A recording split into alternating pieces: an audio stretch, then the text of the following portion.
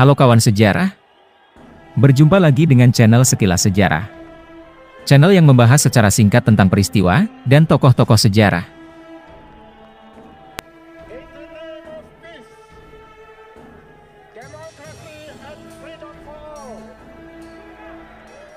Nelson Mandela.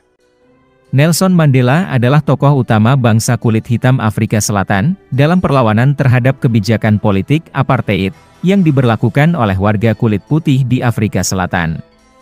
Politik apartheid adalah politik pemisahan penduduk berdasarkan ras warna kulit, di mana warga kulit putih mendapat hak-hak istimewa dari warga kulit hitam. Politik diskriminatif rasial inilah yang ditentang oleh Nelson Mandela di sepanjang hidupnya. Kebijakan politik apartheid di Afrika Selatan membuat warga kulit hitam tidak memiliki hak suara. Padahal mereka merupakan penduduk mayoritas di negara tersebut. Semua kebijakan dan kepemimpinan diambil oleh warga kulit putih, yang hanya 30% dari total penduduk Afrika Selatan.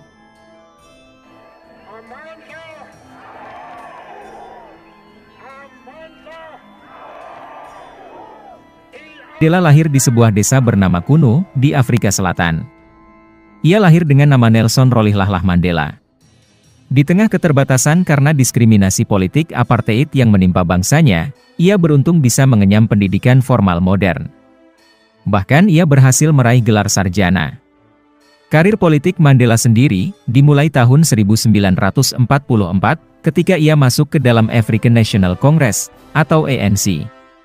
Bersama ANC, Mandela melawan politik apartheid yang diberlakukan oleh Partai Nasional. Bersama kongres lain, ANC lantas membentuk aliansi kongres, dan menghasilkan apa yang disebut dengan Freedom Charter, pada tahun 1955. Freedom Charter ini berisi tuntutan perbaikan kondisi sosial ekonomi warga kulit hitam, sekaligus juga menuntut persamaan hak. Karena dianggap mengancam tata pemerintahan, maka Mandela bersama ratusan pemimpin lain, baik dari ANC maupun dari anggota aliansi kongres yang lain, ditangkap. Setelah mereka mendekam di penjara selama 6 tahun, dan menghadapi berbagai tuduhan di persidangan, mereka akhirnya lolos dari hukuman. Hal ini dikarenakan pemerintah gagal menunjukkan bukti bahwa anggota ANC hendak melakukan kudeta. Meskipun demikian, akhirnya ANC dilarang oleh pemerintah, sehingga Mandela kemudian membentuk sayap militer sendiri bersama kawan-kawan seperjuangannya. Kelompok ini melakukan banyak sabotase, dan juga menyerukan agar para warga kulit hitam melakukan mogok kerja. Sekali lagi Mandela pun ditangkap, dan dihukum kerja paksa di sebuah tambang milik pemerintah selama 5 tahun. Setahun setelah ia menjalani kerja paksa, yakni pada tahun 1963, Mandela diajukan di muka persidangan. Dalam pidato pembelaannya, yang kemudian mendapat perhatian dari publik internasional, Mandela berkata, "Saya telah menghabiskan masa hidup saya untuk memperjuangkan rakyat Afrika. Saya telah melawan dominasi kulit putih, namun saya pun tak menyukai dominasi kulit hitam.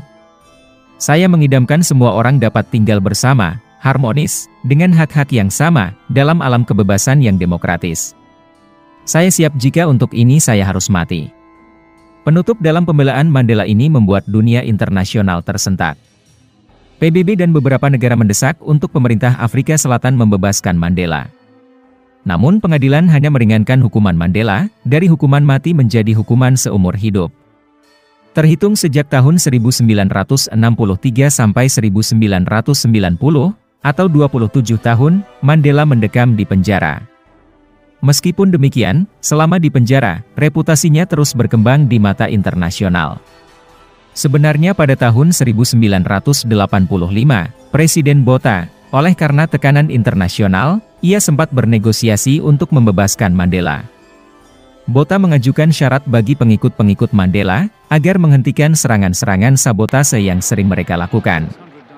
Namun karena serangan-serangan tersebut tidak mereda, maka hingga kematian Botha, Mandela tak kunjung dibebaskan. Barulah pada masa Presiden William de Klerk, yang tak kuasa lagi membendung kecaman internasional atas praktik apartheid di Afrika Selatan, membuatnya terpaksa membebaskan Mandela pada 11 Februari 1990.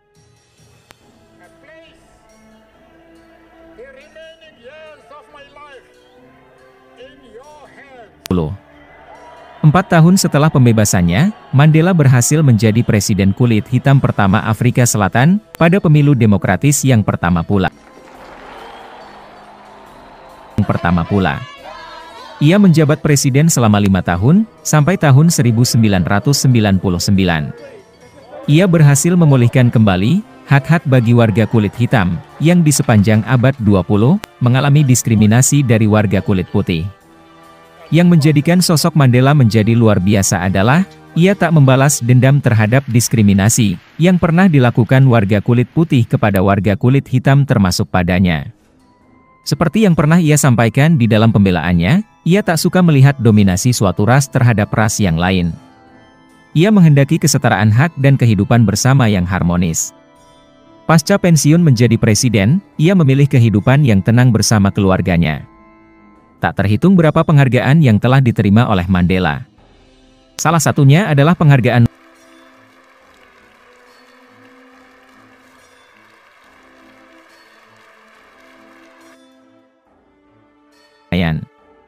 Mandela tutup usia di tahun 2013, pada usia 95 tahun. Ia berhasil menjadi ikon pemimpin dunia, atas kepemimpinan dan perjuangannya yang luar biasa di sepanjang hidupnya. Sekian pembahasan kita kali ini. Jika menurut kawan sejarah video ini bermanfaat, silahkan like, komen dan jangan lupa juga untuk subscribe channel Sekilas Sejarah. Sampai jumpa di video-video berikutnya. Terima kasih.